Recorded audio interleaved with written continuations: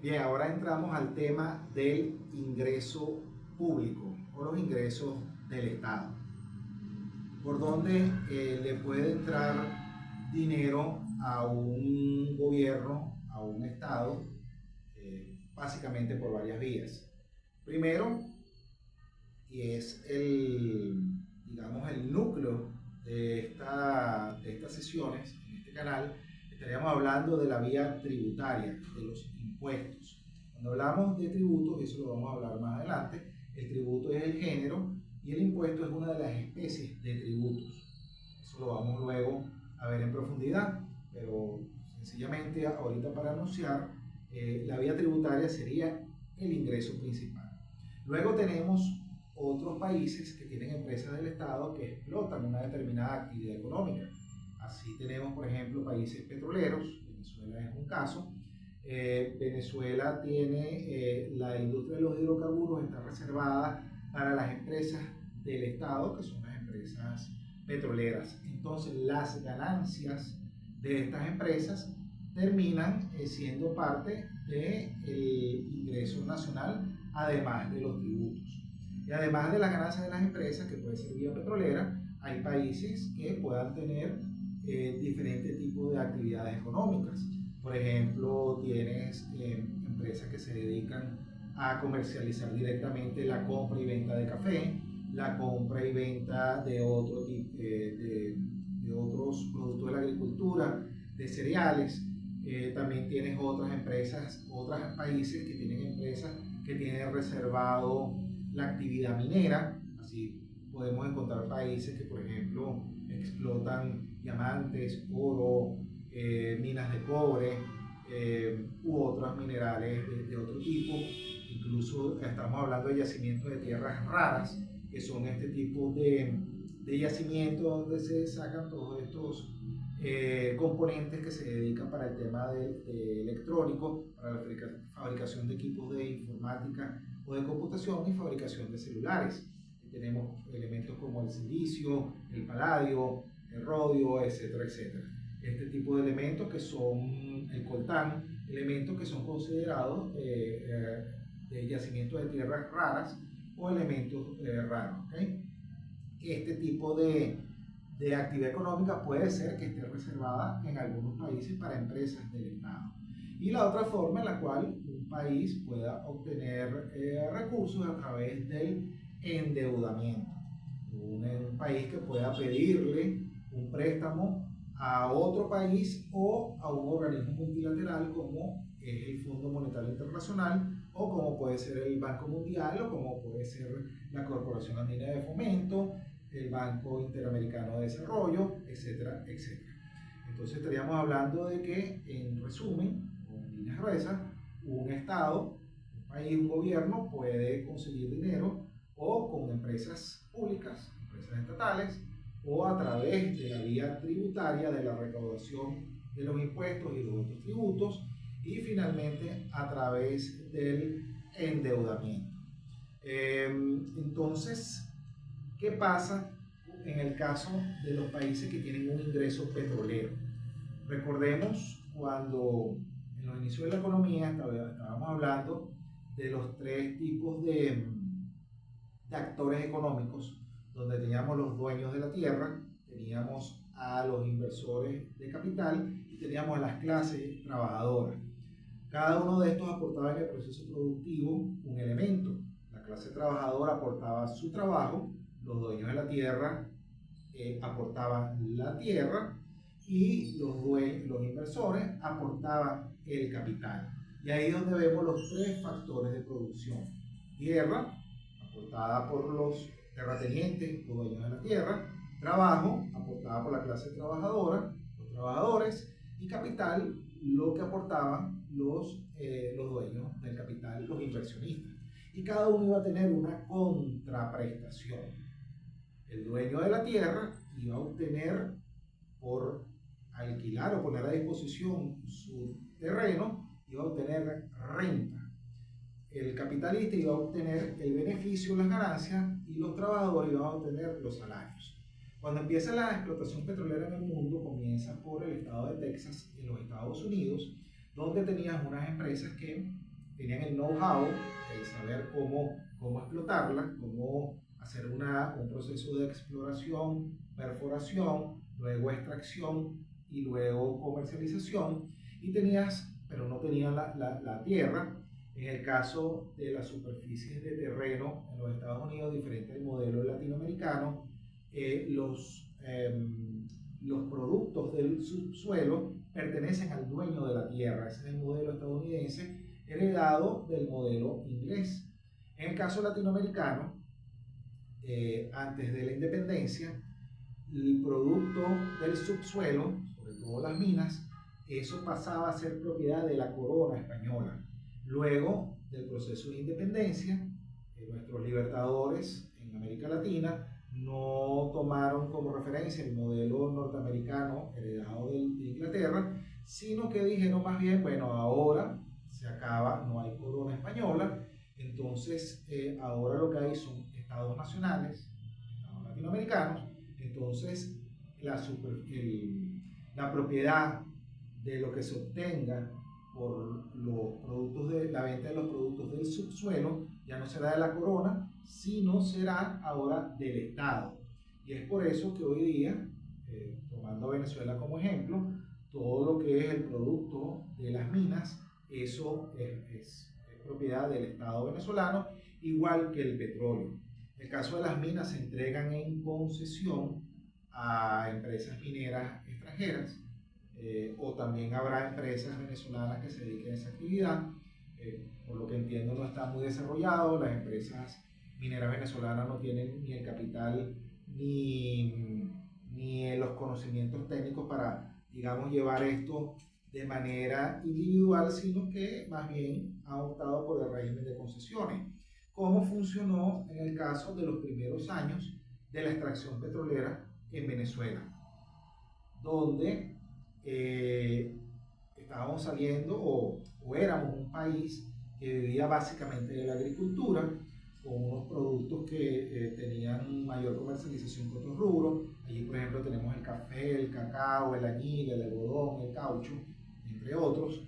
Estos productos era más o menos de lo cual vivía Venezuela, era lo que sabía hacer, por supuesto también ganadería. Y cuando empiezan a hacerse las exploraciones petroleras y empiezan a reventarse esos pozos que duraban días y semanas mandando petróleo, entonces en Venezuela no tenía los conocimientos técnicos, su personal preparado para esto. Se optó entonces por entregar ciertos pozos, cierta superficie de terreno en concesión a las empresas estadounidenses que sí traían este conocimiento. Esto generó entonces que volviéramos al esquema de qué le queda a cada propietario de los factores de producción. Y entonces tenemos el caso de que como el petróleo que está en el subsuelo le pertenece al Estado le va a quedar la renta, y esos son los orígenes del término renta petrolera. Ahora, la renta petrolera siempre se le da a veces una connotación negativa. Y la renta petrolera como tal no tiene un carácter negativo, salvo que tu economía dependa única y exclusivamente de ese rubro. Y es donde entramos en un problema. Ya no es que la renta sea un problema, sino que el rentismo es el que es el problema. El rentismo es que una economía depende entonces de la renta de un solo rubro. Y en el caso venezolano entramos en el padecimiento de lo que se llama la enfermedad holandesa. Para analizar cómo es la dinámica de la enfermedad holandesa, está este libro titulado El petróleo como instrumento de progreso, de los autores Pedro Luis Rodríguez Sosa y Luis Roberto Rodríguez Pardo. Ellos tienen un gráfico, la figura 1.2, en la página 49, que se titula La dinámica de la enfermedad holandesa. Y ellos aquí, los autores, analizan qué es lo que pasa cuando se produce el auge de un rubro. Este auge de un rubro puede ser en este caso el petróleo, pero esto puede pasar igualmente, por ejemplo, con una mina de cobre, una mina de diamante, con una explotación de fosfatos, como pasó en la isla de Nauru, en el Pacífico, que terminó siendo la más fiel representación de eso que se llama la maldición de los recursos naturales o la paradoja de la abundancia. Son países que de repente una explotación de un determinado rubro tiene unos resultados muy buenos en el corto plazo y toda su economía empieza a girar en torno a ese determinado rubro. Le pasó a Nauru con los fosfatos, le pasó a Venezuela con el petróleo, le pasó a Holanda, y de ahí es que se acuña la frase enfermedad holandesa, le pasó a Holanda con el cultivo de los tulipanes. Entonces, ¿qué pasa cuando hay auge en un determinado rubro? Hay un efecto de desplazamiento donde los recursos se van a la mayor cantidad de recursos se va a la explotación de ese rubro. En este caso, estaríamos hablando del sector petrolero, y también hay un efecto gasto. ¿Qué pasa con el efecto gasto? Como empieza a haber un aumento de la cantidad de dinero disponible por parte de la demanda, hay un aumento de la demanda agregada. Y en el corto plazo, esta demanda agregada va generando un aumento también de la oferta agregada, porque así como hay más gente con mayor poder adquisitivo que quiere comprar más cosas, van a haber nuevos oferentes que van a tratar de abastecer esa necesidad del mercado. Pero ¿qué sucede? Que como hay un efecto de desplazamiento paralelo a este efecto auge o este efecto gasto producido por el auge, va a llegar el momento en que se va a copar, va a llegar un límite de la capacidad instalada. Entonces la oferta se va a quedar rezagada. Producto del efecto gasto, aumenta la demanda agregada porque hay más poder adquisitivo en la población, ¿ok? Va aumentando la demanda, la oferta trata de ir aumentando también al mismo ritmo para satisfacer este aumento de la demanda, pero llega el momento en que se copa la capacidad instalada. Y entonces, ¿qué sucede? Que empieza a aumentar las importaciones, porque la oferta local no es capaz de abastecer este aumento de la demanda. Entonces empieza a haber un aumento del nivel de precios, y empieza entonces a haber una diferenciación entre lo que son los bienes transables y los bienes no transables. ¿Cuáles son los bienes no transables? Los bienes que yo no puedo comercializar o vender en los mercados internacionales. Y los bienes transables, bueno, los bienes transables son los bienes que también puedo exportar. Entonces, ¿qué pasa? Que producto de todo este aumento, el nivel de salario el nivel de salarios promedio aumenta. ¿Y qué pasa?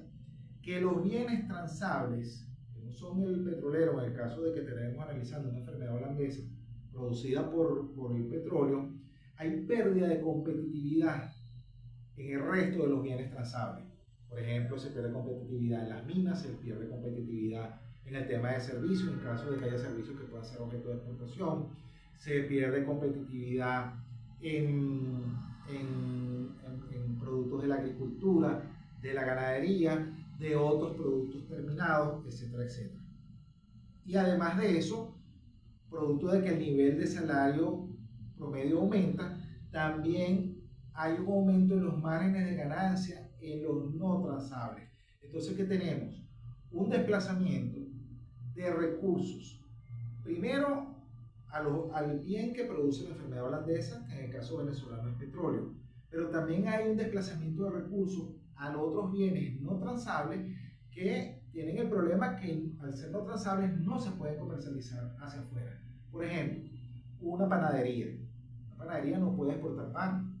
Cuando alguien monta un negocio de una panadería, simplemente es para venderlo al mercado interno. Es un bien no transable.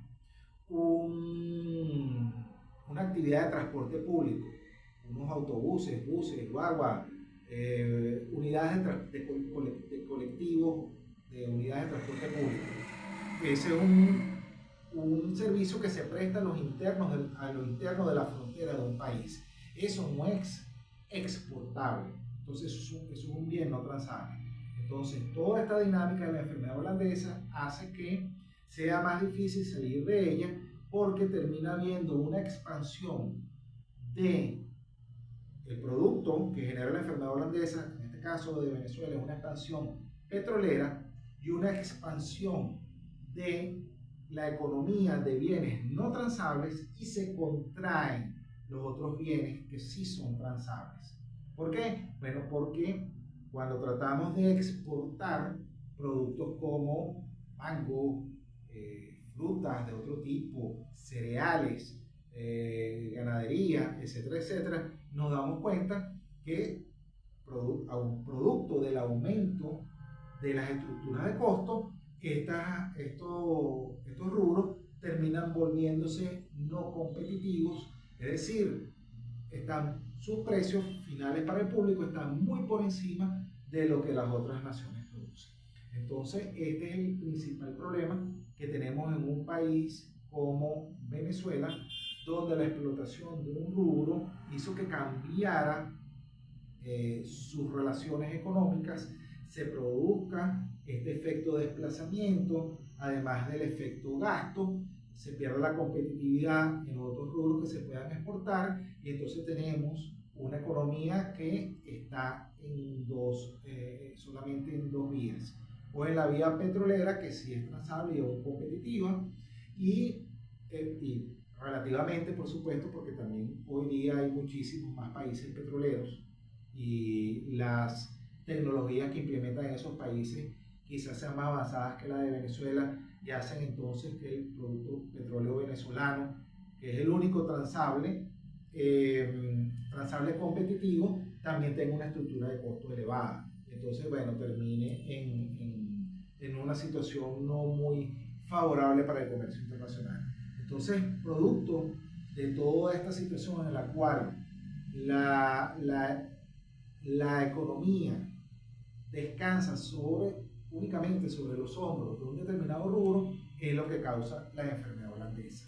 Que para terminar, entonces, un solo rubro, el que genera las divisas con la cual se hacen las mayores transacciones en los mercados internacionales, tienes una serie de otros bienes transables que no son competitivos y otra serie de actividades económicas a la cual también ha habido desplazamiento o se le han invertido múltiples recursos, pero que no son susceptibles de comercializarse en los mercados internacionales y por eso son bienes no transables. Eso es todo lo que es la dinámica de la enfermedad holandesa, explicada según el enfoque de estos dos autores en el libro El petróleo como instrumento de progreso, la cual estoy yo plenamente de acuerdo. Y con eso terminamos en esta sesión referida a los ingresos públicos, a los ingresos del Estado. Más adelante veremos entonces lo que se refiere a gasto público y veremos también lo que se refiere al presupuesto público. Eso lo veremos más adelante. Pero inmediatamente, además del tema petrolero, que ya lo hablamos hoy más o menos de manera extensa, lo siguiente que vamos a hablar entonces ya de lo que son los tributos como parte, hay países que puede ser así, los tributos como parte principal de los ingresos del Estado, donde veremos el tributo como género y sus tres especies, que son los impuestos, las tasas y las contribuciones parafiscales, lo cual veremos en detalle en la siguiente sesión. Recuerda suscribirte al canal, Luis López Profesor, activa la campana de notificaciones y también ubícanos en Instagram y TikTok por Luis López Profesor. Hasta entonces.